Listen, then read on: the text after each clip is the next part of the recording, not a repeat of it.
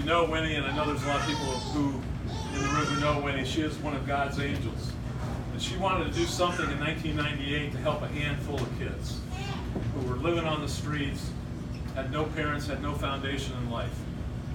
Tonight we're so honored to have one of those handful of kids who I met 20 years ago in Makindu, Kenya, join us to share a little bit of his story.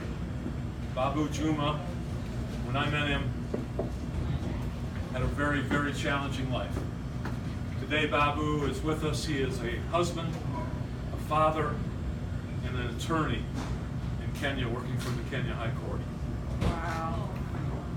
It's truly a compelling, amazing story.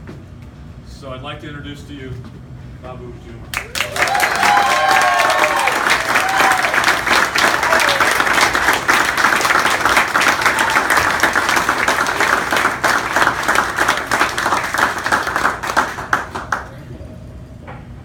Hello everyone. I don't know what to say, but yeah, this is because I am so glad to be here first. So happy that I get the opportunity to be here and see what you do for the people of Makindu and the children of Makindu.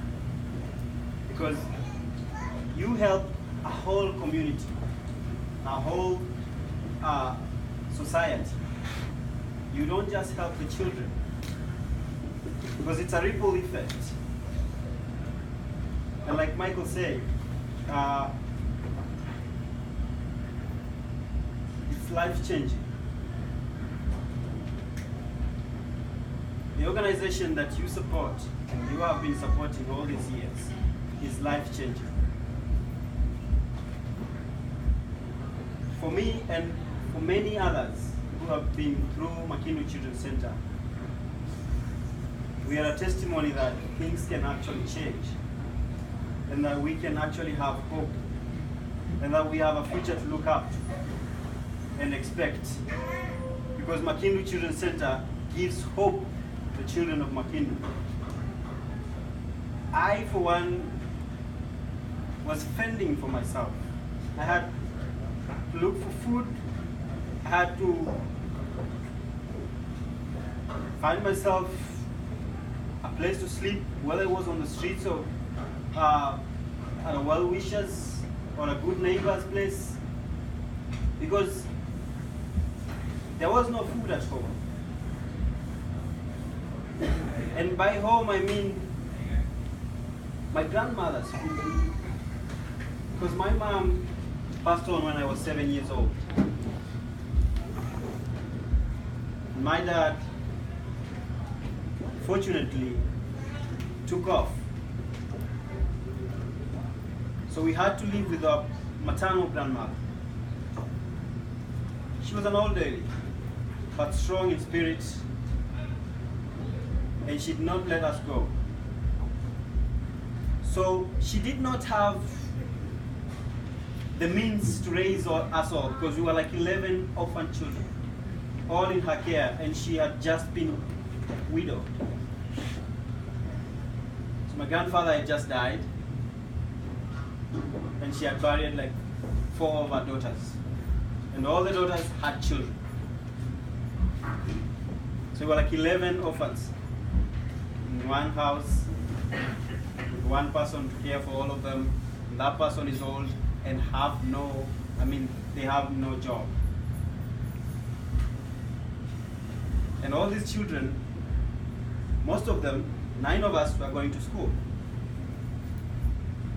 So at that time, and the government was not paying for our school, so she had to pay for school. So at the time, we had no choice but to stop going to school and start fending for ourselves. So we did that. Many of us did that. And it was during that time that we met Winnie. My cousin Madonna and I met Winnie on the streets. We tried to jangle something out of her so we can have something to eat. So, but she said, no, I cannot. I will not give you money. Why are you not home? Why are you not at school? We said, oh, we can't go to school. At least we just want food. In Makindu, if you've been in Makindu, 8-year-olds and 9-year-olds do not know much English, but they can tell you that they need food. They can tell you that they want something to eat. And we managed to have a conversation with this Muzungu, we would call. She took us into the Sikh temple. Those that have been in Makindu know the Sikh temple. She asked the people at the Sikh temple to allow us to eat. He was God sent. We said, hallelujah. We have much food today. So we took some of it home to our siblings. We shared what we could manage to hide inside our clothes, and we shared. Since then, life has been different for me. We started by playing football. I didn't know that we were that many, but Winnie went around the whole community collecting children to play, just play, so that now our minds would be off the streets. So we would be off the dangers of the streets.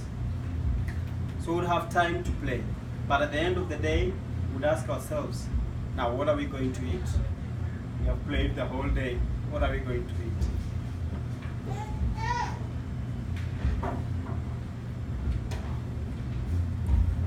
It was really challenging for us. As time went by, more and more people joined Winnie. We started eating at the center. Then they thought about us. How can these people go back to school? They took us back to school.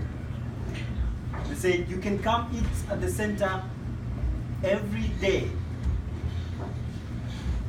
So we had food, and we got to go to school, and we got to play.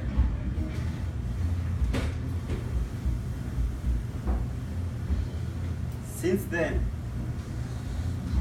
my life took a different turn. That changed my life completely.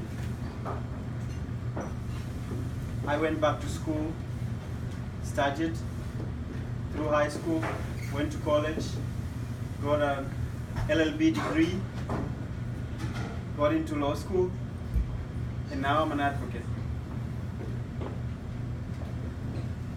I got married and got 3 boys that I will not allow to sleep hungry, that I will take care of, because someone took care of me and made sure that I did not miss school. That is the transformation that MCC does. And that is thanks to all of you people. I am here to just appreciate all of you. Thank you very much for your support.